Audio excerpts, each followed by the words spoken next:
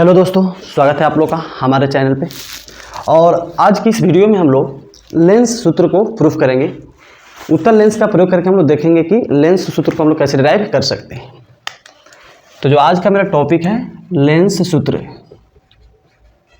Lens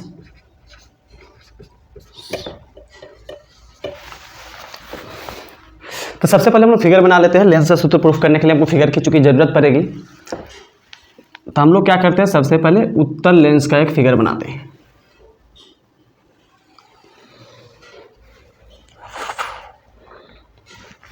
जैसा कि आप बोर्ड पे देख पा रहे होंगे कि यहाँ पे जो मैंने बनाया है लेंस, ये आपका उत्तल लेंस है। और इसके बीचों बीच हम लोग क्या करेंगे, एक लाइन को ड्रॉ करेंगे, जिस लाइन को हम लोग कहते हैं प्रधान अक्ष यानी कि मुख्य अक्ष। चूँकि लेंस के दोनों तरफ से ही हम लोग वस्तु को रख सकते हैं, ये बात आप लोग जानते होंगे। इस कारण से लेंस के पास दो फोकस होता है। एक का नाम हम लोग देते हैं F1 और एक का नाम देते हैं हम लोग F2। F1 के दुगुना पे एक पॉइंट होता है जिसको हम लोग 2F1 मानते हैं। ठीक उसी तरीक़ा से F2 के दुगुना पे जो पॉइंट होगा उसका नाम मान लेंगे हम लोग 2F2। और लेंस के बीचों बीच एक पॉइंट होता है जिसको आप लोग नाम देते हैं, हम लोग नाम देते हैं प्रकाशीय केंद्र, और इसको सूचित करते हैं O से। इतना करने के बाद हम लोग क्या करेंगे आगे, अब किसी एक वस्तु को रखना है, अलग अलग पोजीशन पर रखेंगे तो हम लोग अलग अलग प्रतिबिंब प्राप्त होगा हमें। लेकिन यहाँ पे चूंकि लेंस सूत्र प्रूफ करना है तो किसी एक पोजीशन पर रख के हम लोग इसका डेरिवेशन आसानी से कर सकते हैं। तो सपोज करते हैं कि हम एक वस्तु को रखते हैं यहाँ पे यानी F1 और 2F1 के बीच में, जिसका नाम दे देते हैं AB। अब क्या करेंगे हम लोग, चूंकि जानते हैं किसी भी वस्तु का प्रतिबिंब बनाने के लिए हमको दो लाइन कम से कम चाहिए, और लेंस में किसी वस्तु का प्रतिबिंब बनाने के लिए जो लाइन यूज करते हैं, एक हम लोग लेंगे जो कि प्रधान अक्ष के पैरेलल जाएगा और लेंस पे पहुंचने के बाद ये दूसरे साइड फोकस से होते हुए आगे गुजर जाएगा। यानी इसको हम लोग क्या करेंगे, एक लाइनिंग ऐसे ड्रॉ करेंगे जो कि यहाँ तक तो बिल्कुल स्ट्रेट जाएगा और यहाँ से फोकस से होते हुए आगे आपका निकल जाएगा। यहाँ पे हम लोग एरो दे देंगे ताकि हमको समझ में आए प्रकाश जा कहाँ पे रहा है। दूसरा हम लोग लाइन लेते हैं जो कि लेंस के प्रकाशीय केंद्र से होते हुए जाता है। तो एक लाइन हम लोग यहाँ पे खींचेंगे, सॉरी यहाँ पे गलती हो गया, इसको क्या करेंगे हम लोग यहाँ से, और इस तरह से हम लोग लाइन खींचेंगे तो देखेंगे कि यहाँ पे किसी एक पॉइंट पे दोनों क्या करेगा, कट करेगा। और जिस पॉइंट पे आपका कट करता है वही क्या कहलाता है, आपका वस्तु का प्रतिबिंब, और इसका नाम देते हैं A', B'। यहाँ फिगर में आप लोग देख पा रहे होंगे एक उत्तल लेंस है जिसके सामने हम लोग एक वस्तु AB को रखे हैं F1 और 2F1 के बीच में, जिसका प्रतिबिंब लेंस के दूसरे साइड में यानी सेकेंड साइड में अनंत, यानी यहाँ पे क्या हो जाएगा आपका इनफाइनाइट, अनंत और 2F2 के बीच बनता है, जिसका नाम हम लोग दे दिए A' और B'। इससे फिगर का प्रयोग करके हमको ड्राइव करना है लेंस सूत्र। तो सबसे पहले मैं आपको यहाँ पे बता दूँ लेंस सूत्र होता क्या है, 1/v माइनस 1/u बराबर 1/f। ये फॉर्मूला कहलाता है लेंस सूत्र, और इसका हमको क्या करना है, इस फिगर के आधार पे डेरिवेशन करना है। यहाँ पे जो v होता है इसको हम लोग कहते हैं प्रतिबिंब दूरी यानी कि इमेज डिस्टेंस। u जो होता है इसको कहते हैं वस्तु दूरी, ऑब्जेक्ट डिस्टेंस, और जो f होता है उसको कहते हैं फोकस दूरी।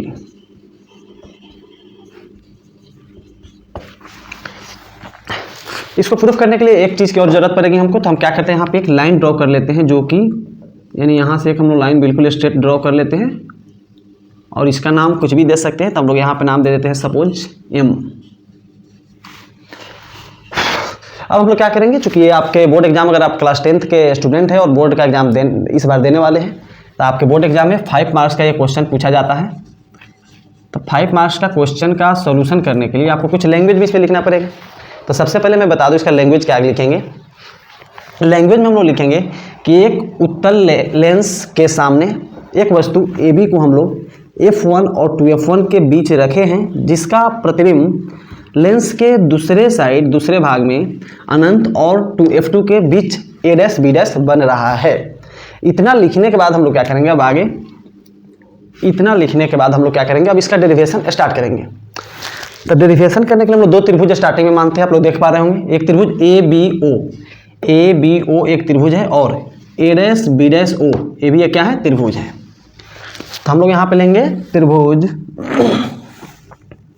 यहाँ से स्टार्ट करते हैं, त्रिभुज ए बी ओ और ए डैश बी डैश ओ और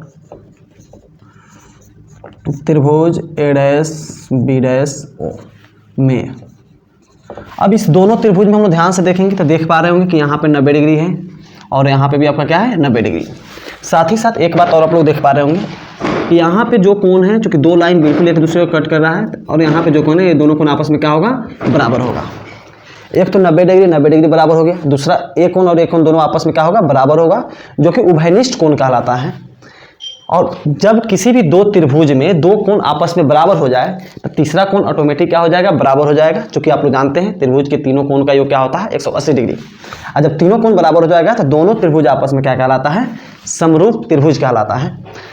इस दोनों कोण चूंकि बराबर हो गया तो इसके आधार पर हम लोग क्या लिख सकते हैं, पहले इसको हम लोग लैंग्वेज में लिख लेते हैं। इस कोण का अगर नाम देना चाहे तो BAO, त्रिभुकोण BAO बराबर, इसके संगत इसमें क्या है, B dash A dash F B dash A dash O बराबर कोण B dash A dash O बराबर कितना हो गया था आपका, 90 डिग्री। इसी तरीके से लिख सकते हैं कोण BOA इस कोण का नाम लिखे हैं BOA, और इस त्रिभुज में लेंगे तो क्या हो जाएगा, B dash O A dash, कोण B dash O A dash, ये कौन सा कोण हो जाएगा आपका, उभयनिष्ठ कोण, सॉरी शीर्षाभिमुख कोण। इस कोण को हम लोग कहते हैं शीर्षाभिमुख कोण, शीर्षाभिमुख कोण। चूंकि दोनों कोण बराबर हो गया तो हम लोग आराम से लिख सकते हैं कि ABO त्रिभुज है जो, और A dash B dash O है, दोनों आपस में क्या हो जाएगा, समरूप हो जाएगा। इसलिए त्रिभुज ABO समरूप हो जाएगा त्रिभुज A dash B dash O। जब दो त्रिभुज समरूप होता है तो उस दोनों त्रिभुज के जो संगत भुजा होता है उसका अनुपात आपस में क्या होता है, बराबर होता है। ये आप लोग मैथ में पढ़े होंगे, जब त्रिभुज की समरूपता आप लोग पढ़े होंगे। तो चूंकि दोनों त्रिभुज समरूप हो गया तो इसमें भुजाओं का अनुपात आपस में क्या होगा, बराबर होगा। तो चूंकि मैंने पहले आपको त्रिभुज ABO लिखा है तो इसलिए इस त्रिभुज में हम लोग देखेंगे आप ABO में, तो भुजा हम लोग ले लेते हैं AB, इसलिए हो जाएगा इसमें का AB बाई, अब AB का संगत भुजा इस त्रिभुज में देखेंगे A dash B dash O में, तो क्या हो जाएगा, A dash B dash, AB by A dash B dash बराबर, फिर ABO में देखेंगे तो AO या इसी को OA भी लिख सकते हैं, OA लिखेंगे तो इसमें संगत लेंगे तो क्या हो जाएगा, OA dash by OA dash. हम लोग चाहे तो यहाँ पे OB बाई OB डैश लिख सकते हैं, लेकिन चूंकि इसका कोई ज़रूरत हमको महसूस नहीं हो रही है तो इसलिए हम लोग यहाँ पे इसको नहीं लिखेंगे, और इतना ही लिख के क्या करेंगे, इसको मान लेंगे इक्वेशन फर्स्ट। अब क्या करेंगे हम लोग, फिर से दो और त्रिभुज को ध्यान से देख पा रहे होंगे। एक त्रिभुज हम लोग लेंगे OMF2, एक त्रिभुज आपको दिख पा रहा होगा। इसी तरीक़ा से OMF2 जिस तरीक़ा से है उसी तरीक़ा से एक और त्रिभुज A dash B dash F, इस दोनों को ध्यान से देखेंगे तो आप लोग देख पा रहे होंगे यहाँ पे जो कोण है और यहाँ पे कोण, ये भी आपस में दोनों बराबर होगा, शीर्षाभिमुख कोण। यहाँ पे भी 90 डिग्री बन रहा है और यहाँ पे भी 90 डिग्री, यानी ये भी आपस में बराबर है। अब इस दोनों त्रिभुज में भी दो कोण आपस में बराबर हो गया, इस कारण से OMF2 और A dash B dash F2 भी आपस में क्या होगा, समरूप होगा। और चूंकि किस नियम से समरूप होगा तो हम लोग पहले ही लिख चुके हैं, यानी पहला जो समरूपता हम लोग लिखे हैं, तो इतना यानी दो लाइन हम लोग छोड़ के इसके बदले में सिंपल एक वर्ड लिख सकते हैं, इसी प्रकार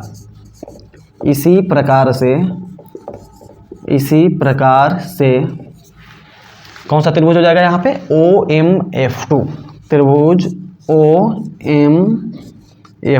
समरूप हो जाएगा, OMF2 हो जाएगा आपका A dash B dash F2, समरूप त्रिभुज A dash B dash F2। जब ये दोनों त्रिभुज समरूप होगा तो इसमें भी भुजाओं का अनुपात क्या हो जाएगा, बराबर हो जाएगा। यानी इसमें अगर लेंगे OM तो इसमें क्या लेना पड़ेगा, A डैश B डैश, यानी O M by A dash B dash, और इसमें लेंगे बराबर O F two by A dash F two. तो इसको हम क्या कर लेते हैं, नीचे लिख लेते हैं। इसलिए O M by A dash B dash, A dash B dash बराबर हो जाएगा आपका O F two by A dash F two. ठीक है, अब हम लोग क्या करते हैं, यहाँ पे आप लोग ध्यान से देखेंगे तो आपको समझ में आएगा कि यहाँ पे जो लाइनिंग है बिल्कुल पैरेलल गया है, और दो पैरेलल लाइन के बीच का दूरी जो होता है, परपेंडिकुलर डिस्टेंस, लंबवत दूरी, हर जगह पे क्या होता है, बराबर होता है। इसका मतलब ए बी और ओ एम क्या हो जाएगा, आपस में बराबर होगा।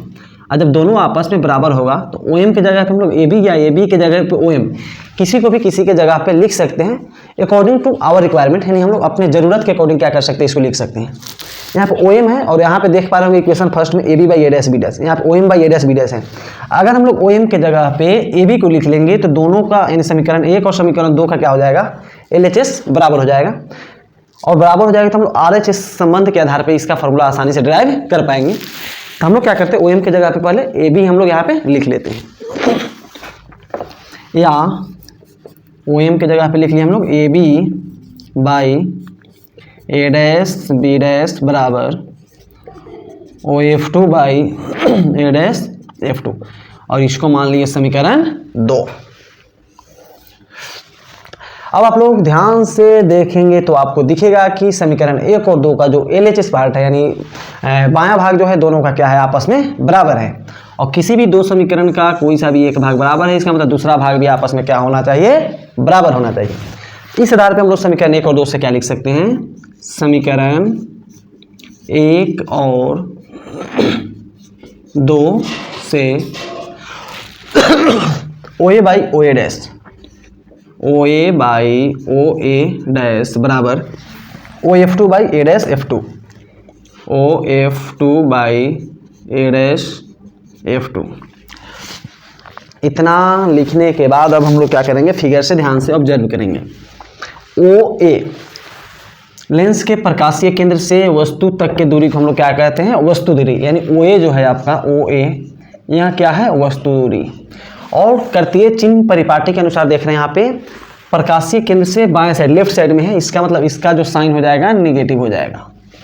उसी तरीक़े से प्रकाशीय केंद्र से प्रतिबिंब तक की दूरी यानी ओ ए डैश क्या हो जाएगा, प्रतिबिंब दूरी कहलाता है।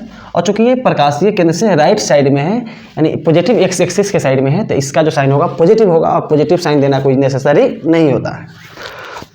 इसी तरीके से ओ एफ टू हम लोग देख रहे हैं कहाँ पे है आपका, प्रकाशीय केंद्र से फोकस तक की दूरी को फोकस दूरी कहते हैं, यानी ओ, इसको हम क्या कहते हैं, यहाँ पे लिख लेते हैं ओ एफ टू बराबर हो जाएगा एफ, पॉजिटिव एक्स एक्सिस के साइड में है तो इसका भी साइन हो जाएगा पॉजिटिव हो जाएगा, तो इसको भी कोई चेंजिंग करने की जरूरत हमको नहीं है।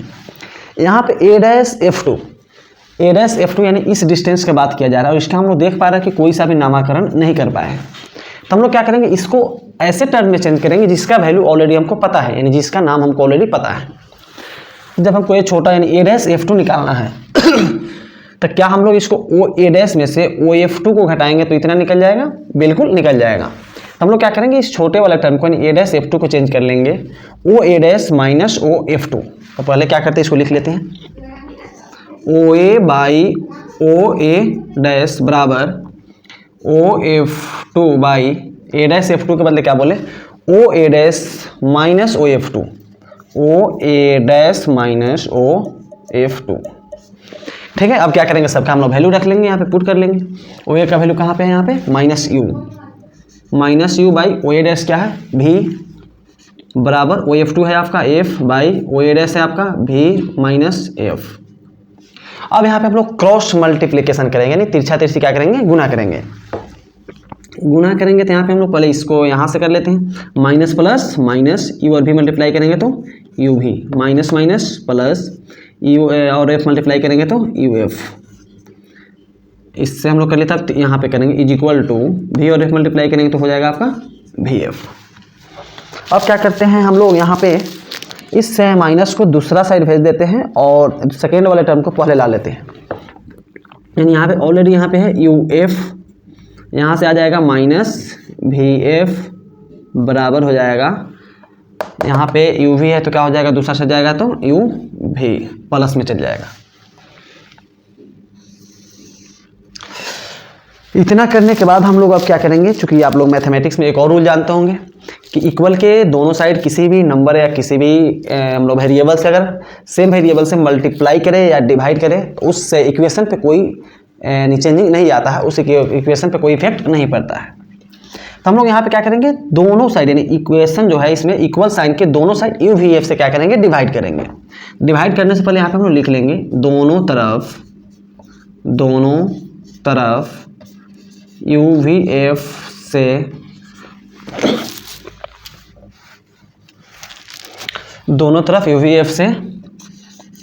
भाग देने पर, भाग देंगे तो क्या हो जाएगा यहाँ पे यू एफ है divided by you V F, minus के जगह पे माइनस लिख दिए, वी एफ है V F by you V F बराबर यहाँ पे यू भी बाई यू वी एफ। इतना लिखने के बाद हम लोग अब कटा देंगे, यहाँ पे यू एफ से हो जाएगा यू और एफ कट जाएगा, वी एफ से हो जाएगा वी एफ कैंसिल और यू वी से यू वी कैंसिल।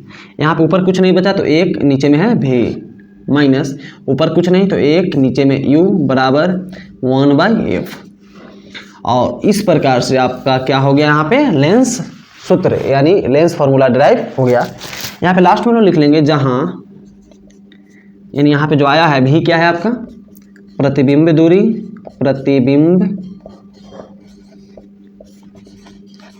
दूरी, यू जो होगा आपका वस्तु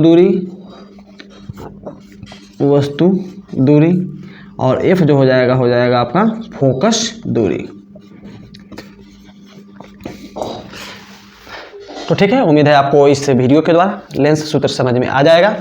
बाकी अगर कुछ दिक्कत होती है तो आप लोग कमेंट के द्वारा से बताएंगे, तो फिर उस पर नेक्स्ट कोई वीडियो बनाने का कोशिश किया जाएगा। ठीक है, तो इस वीडियो को हम लोग यहीं पे समाप्त करते हैं। Thank you.